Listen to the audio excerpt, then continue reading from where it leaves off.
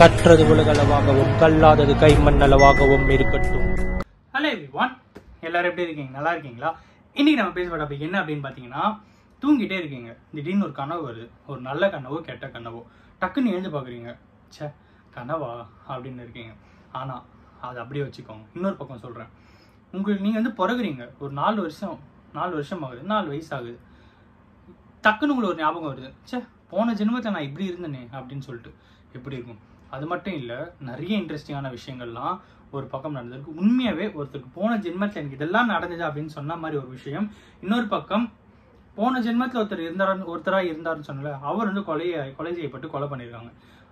அவங்க இறந்ததுக்கு 2 பேர் ரீசன். அந்த 2 பேரும் சே போன ஜென்மத்தில் கொலை பண்ண திரும்பிய வந்துட்டான்டா இவன், நம்மளை சும்மா விட மாட்டான்னு சொல்லி இவங்களே கோர்ட்டில் போய் சரண்டர் ஆகி கன்விக்ஷனாக இருக்குது.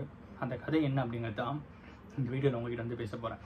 டிட்டு சிங் அப்படின்ற ஒரு பர்டிகுலர் பேர் நீங்கள் கூகுளில் சர்ச் பண்ணாலும் யூடியூப்பில் சர்ச் பண்ணாலும் எங்கே சர்ச் பண்ணாலும் ஒரு நபர் வருவார்.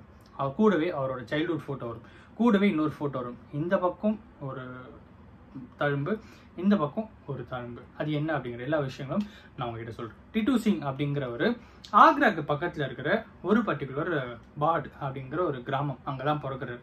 1982 1983 இந்த பீரியடில் நடக்கிற கதை. ஸோ அவர் கூட பிறந்தவங்க 6 பேர். இவர் தான் கடைசியான ஒருத்தர். இவருக்கு வந்து 2 வயசு ஆகும்போது, 2.5 வயசு ஆகும்போது இவர் வந்து லைட்டாக பேச ஆரம்பிக்கும்போது, நீ என்ன என் அம்மா மாதிரி சாரி கட்ட மாட்டேங்கிற அப்படின்னு சொல்லியிருக்காரு. அவங்க அம்மாவா, சரி குழந்தை ரொம்ப துருன்னு இருக்கான் போல, ரொம்ப டக்குன்னு புதுசு ஏதோ பண்ணுறான் போல, சரி பரவாயில்ல அப்படின்னு சொல்லிட்டு விட்டுட்டாங்க. பட் 4 வயசு ஆகுது. அப்போ அவன் சொல்கிற விஷயம் என்ன அப்படின்னு பார்த்தீங்கன்னா, நீ என்ன என் அம்மா மாதிரியே இருக்க மாட்டேங்கிற, நான் போன ஜென்மம் எப்படிலாம் இருந்தேன்னு தெரியுமா, என்னோட வீடு எவ்வளோ பெரிய வீடு தெரியுமா, நான் சொன்னால் என்னன்னால பண்ண முடியும், நான் புதுசாக சூப்பராக ட்ரெஸ்ஸு போடுவேன், பயங்கரமாக இருந்தேன், அப்படி இப்படின்னு வந்து பேச ஆரம்பிக்கிறான்.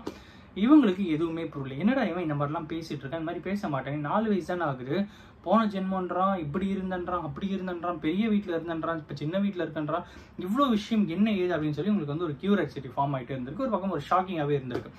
இன்னொரு சைடு என்ன இருக்குது அப்படின்னு பார்த்தீங்கன்னா, அவனோட ஃபர்ஸ்ட் பையன், விச் மீன்ஸ் அந்த பையனுடைய அண்ணா, பெரிய அண்ணா, ஓகேங்களா, அவனுக்கு வந்து ஒரு டவுட் வந்துருக்கு. சரி ஓகே இவன் என்னதான் சொல்கிறான் பார்ப்போம் அப்படின்னு சொல்லி அவங்ககிட்ட கேட்கும்போது, சரி ஓகே நீ சொல்லு என்ன அப்படின்னு கேட்கும்போது, சுரேஷ் வர்மா தெரியுமா அப்படின்னு கேட்டிருக்கான்.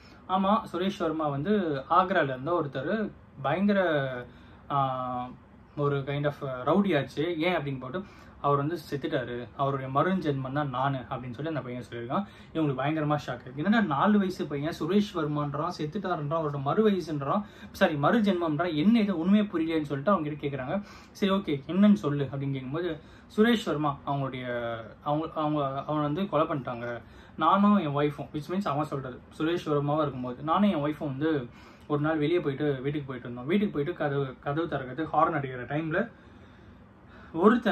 2 பேர் வந்து என்னை வந்து ஷூட் பண்ணிட்டாங்க. இந்த பக்கம் புல்லட் போயிட்டு இந்த பக்கம் வெளியே வந்துருச்சு, அதனால் நான் வந்து செத்துட்டேன் அப்படின்னு சொன்னதும், என்னடா இது சுரேஷ் வர்மாட்ட கேரக்டர் தெரியும், பட் இவ்வளோ விஷயம் சொல்கிறேன் யாருன்னு தெரியலன்னு சொல்லிட்டு 1982 நான் சொல்கிறேன், 1983 1986 87 பீரியடில் அந்த பையன், அதாவது அந்த டிட்டு சிங்குடைய அண்ணா என்ன பண்ணிருக்கா, சரி ஓகே ஆக்ராக்கு போய் உண்மையாகவே இருக்கான்னு என்னன்னு கேட்கலான்னு சொல்லிட்டு போகும்போது, அங்கே உண்மையாகவே இந்த மாதிரி ஒரு ஃபேமிலி இருந்திருக்கு, அங்கே ஒரு லேடி இருந்திருக்காங்க. அந்த லேடி கிட்ட போயிட்டு கேட்கும்போது அவங்க என்ன சொல்லியிருக்காங்கன்னா, ஆமாம் அவங்க சொல்கிறது தான் உண்மை தான், பட் ஆனால் என்னை போய் ஒருத்தர் 4 வயசு பையன் ஒருத்தன் வந்து என்னை வந்து அவனோட ஒய்ஃப்னு சொல்கிறான், அதுவும் இல்லாமல் என்னோட ஹஸ்பண்ட் தான் அவன் அப்படின்னு சொல்கிறேன், பட் உங்களை மாதிரி எனக்கும் ஷாக்காக இருக்குது, நான் வந்து டெஸ்ட் பண்ணி பார்க்குறேன் அப்படின்னு சொல்லிட்டு அவங்க பிளான் பண்ணுறாங்க. உடனே அந்த பர்டிகுலர் லேடியோட அப்பா அம்மா எல்லாருமே வந்து காரில் வராங்க. பாட் அப்படிங்கிற ஒரு ஏரியாவில் வந்து வெளியே விளையாடிட்டு இருக்கான். அந்த டைமில் கார் வருது, வேறு ஏதோ கார் நினச்சி அமைதியான, பட் இறங்கும் போது இவங்க வந்து ஒரு கியூரியாசிட்டி ஃபார்ம் ஆகுது, ப்ளஸ் ஒரு கைண்ட் ஆஃப் ஒரு எக்ஸைட்மெண்ட் கிரியேட் ஆகுது. விச் மீன்ஸ் டிட்டு சிங்காக அங்கே இல்லாமல் சுரேஷ் வர்மாவே இருந்து அவனோட ஒய்ஃபை பார்க்கும்போது ஒரு ஹாப்பினஸ் இருக்கும்ல, அது மாதிரி அவனுக்கு வந்து ஏன்னா இது என் காரில் வராமல் வேறு ஏதோ காரில் வந்திருக்கீங்கன்னு ஃபர்ஸ்ட் அவங்களுக்கு ரொம்ப ஷாக். ஏன்னா சுரேஷ் வர்மா வந்து ஒரு கார் வச்சுட்டு இருந்திருக்கான், அந்த கார் வந்து ஃபியட். ஸோ அந்த காரில் போகும்போது அவங்க வந்து அந்த ஆக்சிடென்ட், விச் மீன்ஸ் அவனை வந்து கொலை பண்ணியிருக்காங்க, அதுக்கப்புறம் வந்து இறந்து போயிருக்கான். அந்த மாதிரி ஆனதான் அந்த காரை வித்துட்டாங்க அப்படின்னு சொல்லி, அப்படியா சரி ஓகே வாங்க வீட்டுக்கு அப்படின்னு சொல்லிட்டு வீட்டுக்குலாம் போயிருக்காங்க. கேட்குறாங்க இந்த மாதிரி என்ன ஏது அப்படின்னு, எல்லாமே வந்து கரெக்டாக சொல்லியிருக்கான். சரி ஓகே என் கூட வா அப்படின்னு சொல்லி ஒரு வழியில் கூட்டின்னு போகிறாங்க. அந்த வழியில் எல்லாருமே போகும்போது டக்குன்னு வண்டியை நிறுத்து அப்படின்னு சொல்கிறேன், இங்கே தானே கடை இருக்குது, நீங்கள் எங்கேயோ போகிறீங்க அப்படிங்கிறது இவங்க இன்னும் ஷாக். ஏன்னா உண்மையாகவே சுரேஷ் வர்மாவோட கடை தான் அங்கே இருக்குது. அந்த சுரேஷ் வர்மாவோட கடையை பார்த்து நம்ம கடை தானே இது, இங்கே நிறுத்தம் எங்கேயோ போகிறீங்கன்னு சொல்லிட்டு இறங்கி போடுறோம்.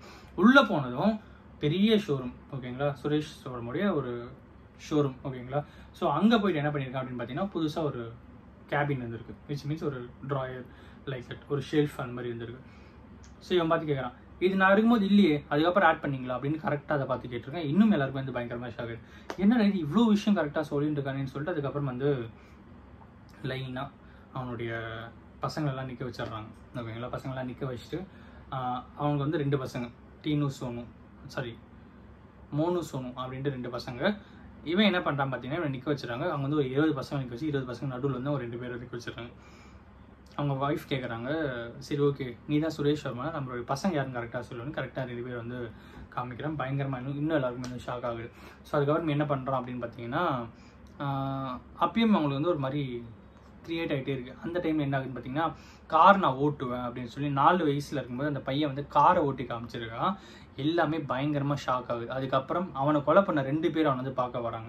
அவனை பார்க்க வந்தோடனே எல்லாருக்கும் என்ன தோணுச்சு என்னன்னு தெரியல. பட் அந்த பையன் என்ன சொல்கிறான்னா, இவனுக்கு 2 பேரும் அவனை கொலை பண்ணானுங்க அப்படின்னு சொன்னதும் எல்லாருமே ஷாக் ஆன அடுத்த செகண்ட் அவங்க 2 பேரும் என்ன பண்ணுறானுங்க, நேராக கோர்ட்டுக்கு போயிட்டு வாலண்டரியாக சரண்டர் ஆகி அவங்க வந்து கன்விக்ஷன் கிடச்சி அதுக்கப்புறம் வந்து அவங்க ரிலீஸ் ஆகிட்டாங்க. கன்விக்ஷன் ஆகிட்டு தண்டனை அனுபவிச்சுட்டு ரிலீஸ் ஆகிருக்காங்க. இவ்வளோ பெரிய சம்பவம் வந்து ஏற்பட்டிருக்கு. அதுக்கப்புறம் அவன் தென்காசிக்கு வந்து, விச் மீன்ஸ் டிட்டு சிங் தென்காசிக்கு வந்து ஒரு ப்ரொஃபஸராக இருந்துட்டு இப்போது ஆக்ரா சைடு எங்கேயோ ஒரு இடத்துல வந்து ஐ திங்க் ஏதோ ஒரு யூனிவர்சிட்டி சொன்னாங்க, அந்த யூனிவர்சிட்டியில் ஒர்க் பண்ணிகிட்டு இருக்காங்க அப்படின்னு சொல்லி கேள்விப்பட்டதாக இருந்து.